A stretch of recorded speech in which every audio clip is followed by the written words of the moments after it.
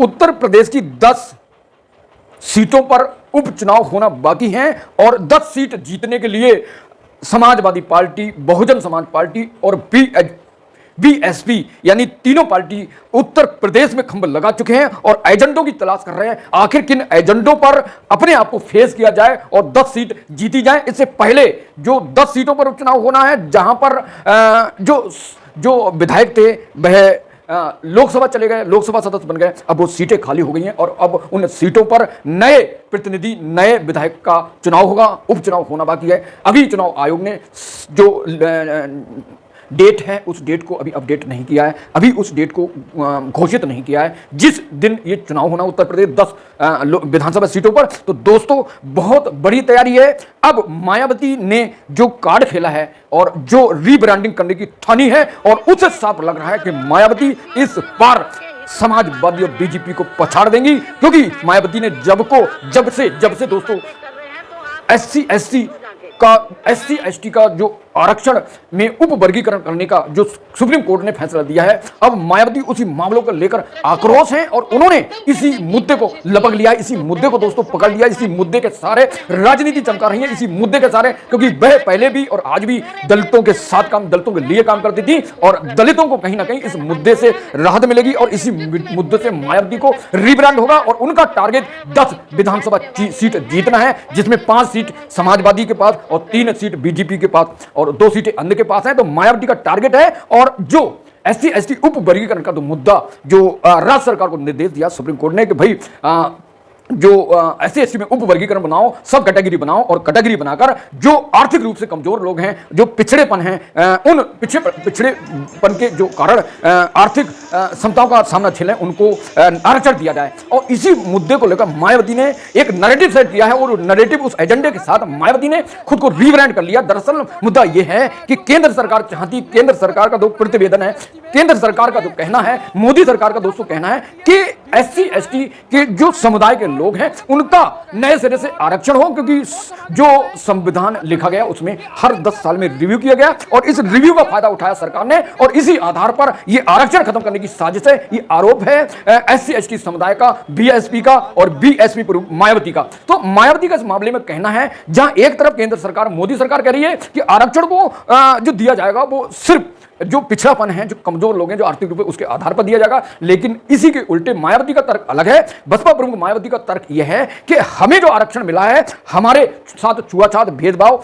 और शोषित होने के कारण हमें मिला, यह संविधान में लिखा है और किसी कीमत पर उनके आधार पर ही हमें आरक्षण दिया जाए, ना कि पिछड़ेपन पर। तो जो मायावती हैं और केंद्र सरकार के बीच टकराव की स्थिति है, जहां मोदी सरकार ने कमजोर पैरवी के चलते जो सुप्रीम कोर्ट है उसमें अपने आप को हरा दिया और सुप्रीम कोर्ट जीत गया और सुप्रीम कोर्ट ने जो एससी एसटी में जो क्रीमी लेयर बनाकर उसमें आरक्षण देने की तैयारी की है और सुप्रीम कोर्ट ने पूरी तैयारी कर ली। लेकिन इसी बीच 21 अगस्त को मायावती ने और बहुजन समाज के लोगों ने, एससी एसटी समाज के लोगों ने, उसमें समाजवादी का थोड़ा रोल था लेकिन सबसे बड़ा रोल बीएसपी का था, बहुजन समाज पार्टी का था, जिसने बढ़ चढ़कर हिस्सा लिया पूरे देश से और 21 अगस्त को भारत बंद कराया। उसे सरकार हिल गई। अब सरकार को सोचना है कि मायावती का कहना है कि नया बिल लाया जाए और नए तरीके से आरक्षण को फिर से देने की तैयारी की जाए। जो गलती की है मोदी सरकार ने, केंद्र सरकार को उल्टे पलटा जाए और आरक्षण को बहाल किया जाए, सभी को आरक्षण दिया जाए और क्रीमी लेयर जो उप वर्गीकरण जो बनाने का फैसला उसको वापस लिया जाए।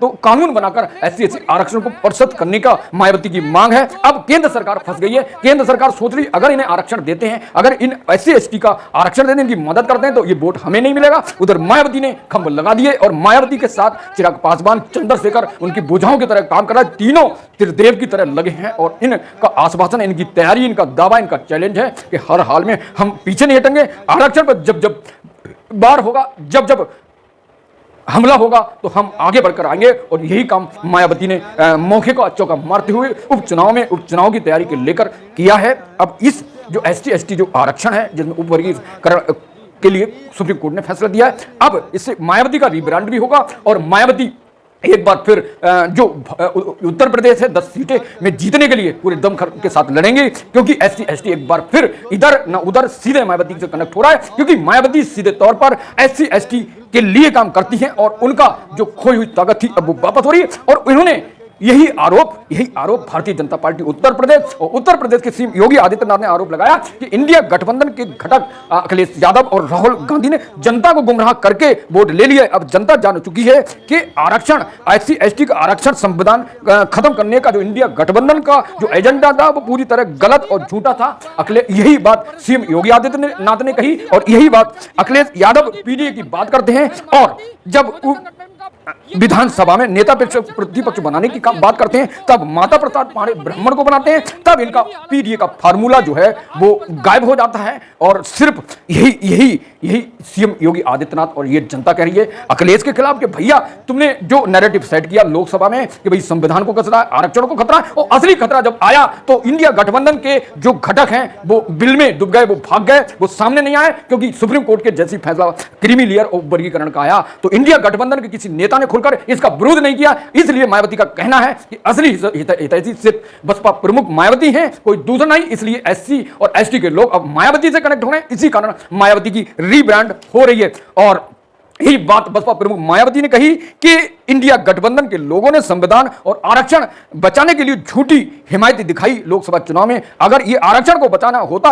आरक्षण को बचाना चाहते, आरक्षण के समर्थक होते तो आज जो SC ST पर जो तलवार लटकी है, SC ST पर जो सुप्रीम कोर्ट ने तलवार लटकाई है उस पर किसी के मुंह से कोई बात नहीं निकली। लेकिन चिराग पासवान ने कहा कि हम रीपटिशन दायर करेंगे और पटिशन दायर करके अपने अधिकार को खत्म नहीं होने देंगे और केस लड़ेंगे। लेकिन राहुल गांधी अखिलेश ने इस बारे में एक शब्द नहीं कहा। ये मायावती दोस्तों लगातार बसपा प्रमुख मायावती इसी चीज का इंगित कर रहे हैं, इसी चीज को इंडिकेट कर रहे हैं, इसी चीज को बताने की कोशिश कर रही हैं कि जो SC ST के जो समुदाय के लोग हैं ने धोखेधड़ी से इंडिया गठबंधन को वोट दिया। लेकिन जब असली संविधान बचाने की, आरक्षण बचाने की बात आई, सुप्रीम कोर्ट ने जो फैसला दिया तो कोई भी निकल के नहीं आया। इसलिए बसपा प्रमुख का कहना है कि असली हिमायती इंडिया गठबंधन के लोग नहीं, असली हिमायती मैं हूं और मैं अपने आप के साथ चलूंगी और मैं आपकी मदद करूंगी, आरक्षण पर आंच नहीं आने दूंगी, आर पार की लड़ाई लड़ूंगी। और यही बात लगातार चंद्रशेखर कह रहे हैं क्योंकि चंद्रशेखर भी SC ST आरक्षण के समर्थक हैं। चिराग पासवान, इन तीनों ने आवाज उठाई है और तीनों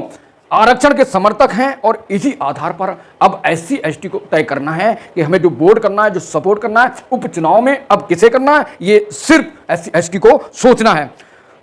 21 अगस्त को ब्लैकआउट हुआ, भारत बंद हुआ और उस भारत बंद में SC ST समुदाय और BSP के मायावती ने इसको नेतृत्व किया और भारत बंद कराया। भारत बंद सफल हुआ और अब रीब्रांड हो रही मायावती की चर्चाएं हो रही गली मोहल्ले में, मीडिया में। तो एक बार फिर अब मायावती अपना दमखम दिखाएंगी रीब्रांड के साथ। अब 10 सीटों में मायावती कितनी सीट जीत पाएंगी? 10 सीटें जिसमें गाजियाबाद, मीरापुर, कठेरी, मिल्कीपुर, खैर और सीतापुर, मजवा, कुंदरकी और फूलपुर हैं। अब इन 10 सीटों में जो 5 सीटें समाजवादी के पास हैं और 2 सीटें बीजेपी के पास हैं, शायद 3 सीटें बीजेपी के पास हैं और 2 सीटें अदर के पास हैं। अब देखना है मायावती इस 10 सीटों में कौन सी बेहतरीन, कौन सी दमदार रणनीति के बल पर जो धुरंधर हैं, जो उनके प्रतिद्वंदी हैं, उनको कैसे हरा पाती हैं। तो दिलचस्प मुकाबला है मायावती और समाजवादी के बीच। क्योंकि और जो मीडिया कह रही है लगातार, जो इलेक्ट्रॉनिक मीडिया, प्रिंट मीडिया कह रही है कि जो वोट है SC ST का वो समाजवादी से खिसक कर बीजेपी के पास चला जाएगा। ये बिल्कुल गलत है। SC ST का वोट सिर्फ मायावती के साथ जाएगा क्योंकि धोखेधड़ी से जो SC ST का वोट इंडिया गठबंधन ने लिया था वो अब खिसकेगा अखिलेश से और मायावती के पास जाएगा। अखिलेश कमजोर होंगे जबकि अखिलेश ने पूरे जो लोकसभा का कैंपेन था, लोकसभा का अभियान था, उस अभियान में जो मुद्दा बनाया SC ST आरक्षण की रखवाली और संविधान की रखवाली, उस पर मायावती ने वार कर दिया है। मायावती ने कहा ये इंडिया गठबंधन के घटक नकली हिमायती है, हम असली हैं और हम अपना दम तब तक दिखाते रहेंगे चाहे सुप्रीम कोर्ट हो, चाहे केंद्र सरकार हो जो आरक्षण पर उंगली उठाएगा उसके इरादों को ध्वस्त कर दिया जाएगा। चाहे न्यायपाल का सहारा लें, चाहे प्रदर्शन का सहारा लें, चाहे प्रोटेस्ट का सहारा लें, चाहे आंदोलन का सहारा ले, लेकिन किसी कीमत पर आरक्षण पर आंच नहीं आने देंगे, ये मायावती का कहना है। अब मायावती की रीब्रांड होने वाली है इस मामले को लेकर। दोस्तों आपका क्या कहना है इस मामले को लेकर? जो 10 विधानसभा के यूपी में चुनाव होने जा रहे हैं तो मायावती कितने जीतेंगी या फिर बसपा और बीजेपी, उधर योगी बाबा हैं वो भी बार बार इस बात का जिक्र कर रहे हैं अपने संबोधन में, अपने जहां जहां वो प्रोग्राम करते हैं। योगी बाबा वो लगातार ये कह रहे हैं कि ये जो इंडिया गठबंधन है ये झूठे हिमायती हैं, ये जो गलत एजेंडे सेट कर कर चुनाव जीत जाते हैं, लेकिन अब जनता गुमराह नहीं होगी और एक बार फिर भाजपा को समर्थन देगी ये जनता। तो ये जनता जो है SC ST OBC मायावती को समर्थन करेगी, योगी भाजपा को सपोर्ट करेंगी। आपका कमेंट, महत्वपूर्ण कमेंट का इंतजार है। और राजनीति न्यूज़ के लिए, यूपी देश दुनिया की न्यूज़ के लिए मेरे साथ कनेक्ट रहिए। हर वक्त आपको अपडेट राजनीति की न्यूज़ मिलेगी। तो टीम TPN 20 न्यूज़ से कनेक्ट रहिए। Thank you so much watching this video.